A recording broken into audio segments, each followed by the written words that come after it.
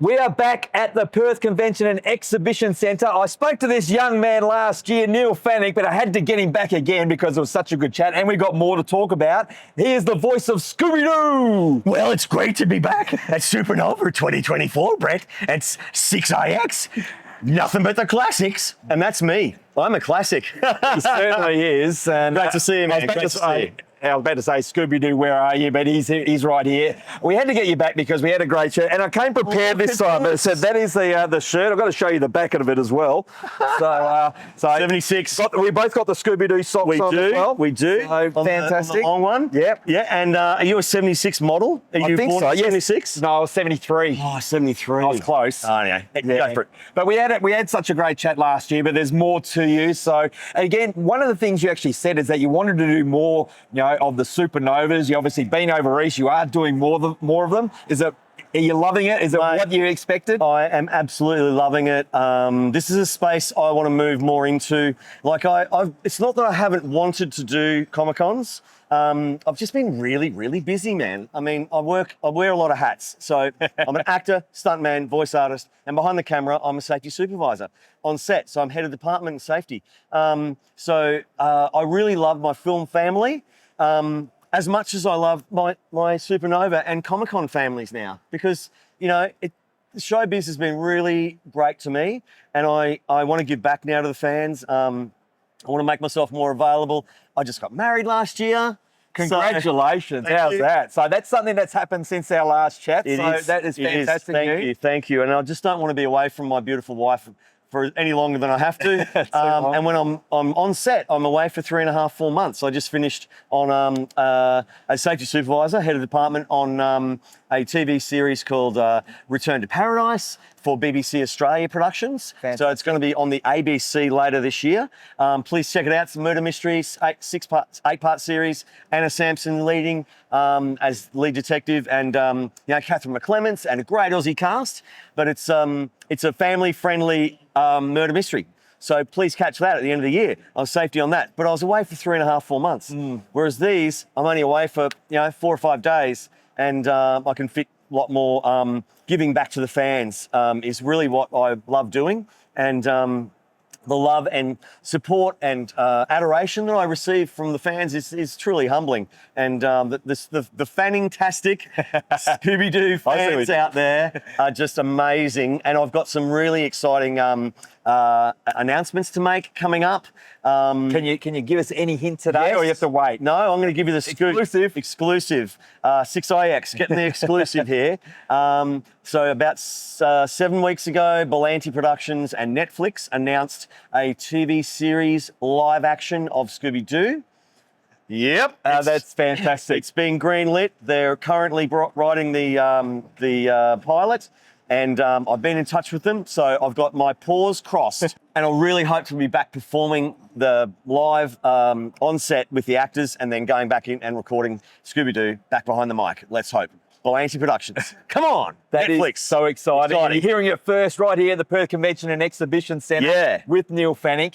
Again, something that we didn't actually speak about last year, because, again, your background is in stunt. Safety is paramount. I mean, you're obviously... did you actually ever hurt yourself a lot of the time being a stuntman? Not a lot of the time, but yes, I have broken bones. But look, I'm nearly 60, and I don't bounce like I used to, Brett.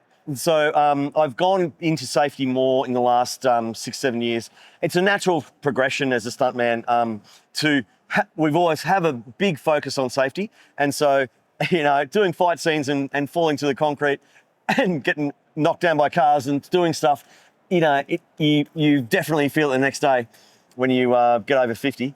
And he's looking fantastic, isn't he? So, no work done. None at all.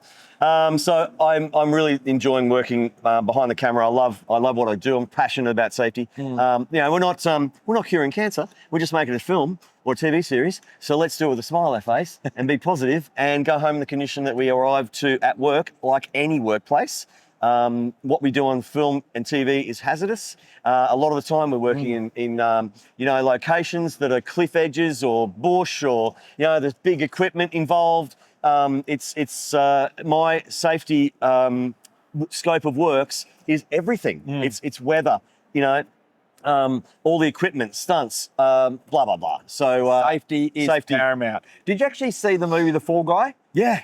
Obviously, that for me was actually a tribute to the stunt men and women out there. So that would have been hit close to home for you. Absolutely. And I really enjoy that movie, Brett, because there was so many behind the scenes. A lot of it was shot as a film crew, as you know, and all that dialogue and all the interactions that they had as crew being filmed was on point.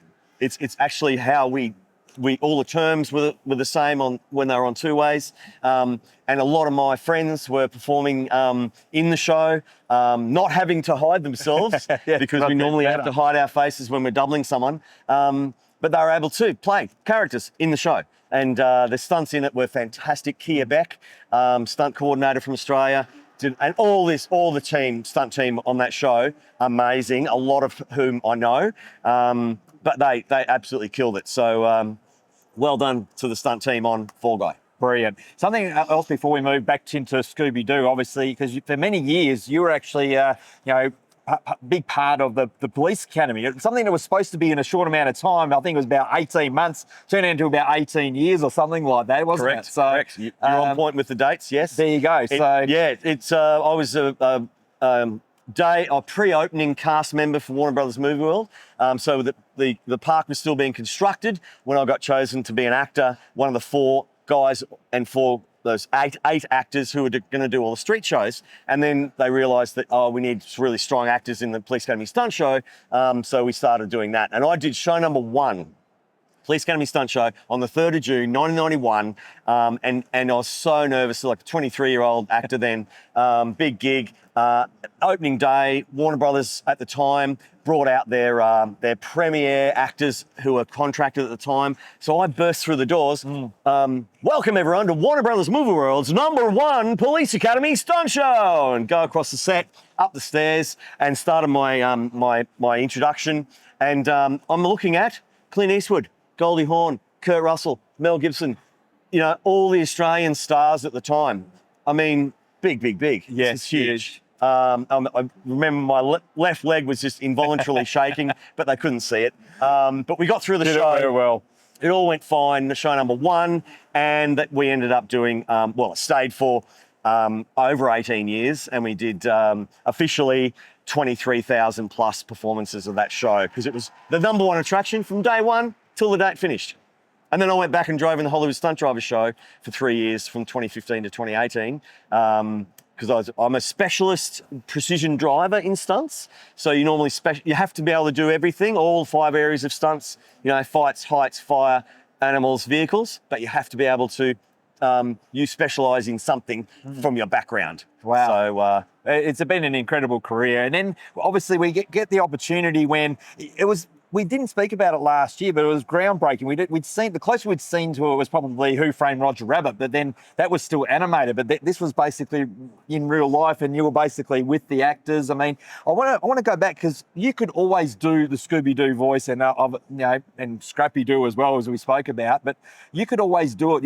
Is there something that you were always practicing for years, and all of a sudden this opportunity came up, and then you had to compete to get it? Well, I did have to compete to get it, but yes, it was one of those voices that, as a kid, I was watching Scooby Doo like all of us were. It's been around since 1969, 66, sorry.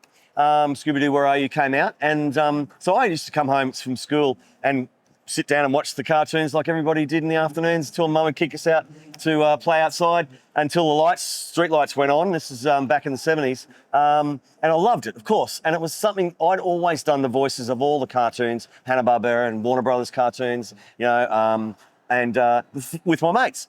I'd get up and in the ads, we'd do the scenes we'd just seen, do all the voices, and my friends, mates, would laugh and carry on, and it was great. And I got a kick out of them laughing and enjoying, like we are now, about how, and I was pretty outgoing, and anyway, went on to become an actor. I mean, this is from very early on, like 8, 9. I was doing being very out there, and not being inhibited. I didn't really care what people thought. I've never cared what people think of me. So I just do me, It's probably the best way to be, to be honest. Well, So, you know, it's worked out fine. I've had a 37-year career, so you've done all right. It's been okay. Been okay. But look, I don't compete with anybody. I just do me. But yes, it's a voice I love doing. I had 2 dogs, and they were, when we filmed Scooby Doo 2, Scooby Doo 1, sorry, on the Gold Coast 2001, my dogs were called Scooby Doo and Scrappy Doo, pound puppies that I'd never had a dog before. Got them 10 years previously. And then I've got this dog thread running through my life as well as safety and a few other things. So I snuck Scooby Doo and Scrappy Doo when they were 10 onto the set of Scooby Doo 1 on the Gold Coast at Warner Brothers Studios in my car, snuck them in and got photos of them and us in front of the original, the OG, Mr. Machine and all that. So yeah, some pretty interesting things. But yes, I'd always done that as one of my favourite voices. And then, yes, had to compete pretty hard to get the role in the end. And you get all the toys. I've got a mystery machine model on my desk at the office at the moment. I mean, that's how much Have you brought it in? I'm going to sign it for you. I should have. I'll come back tomorrow. It's still Supanova is still back on the weekend, so we'll come back tomorrow. Again, I still do the voice. Again, not as good as a real thing, but I'm going to give it a go. Let's see. I love you, Raggy. Man, oh man, that's pretty good. He's pretty good. I always try. I've been doing it for years. Thank you so much for your time. I'm going to see you all across the weekend. So come and see Neil Fanning at Supanova, Perth Convention and Exhibition Centre.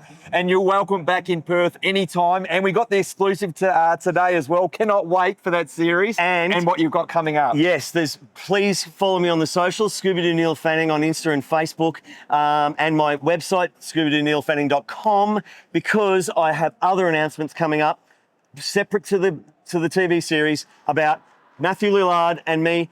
But that's all I'm going to say because it's not confirmed. But we are in touch, and I'm hoping going to stay in touch.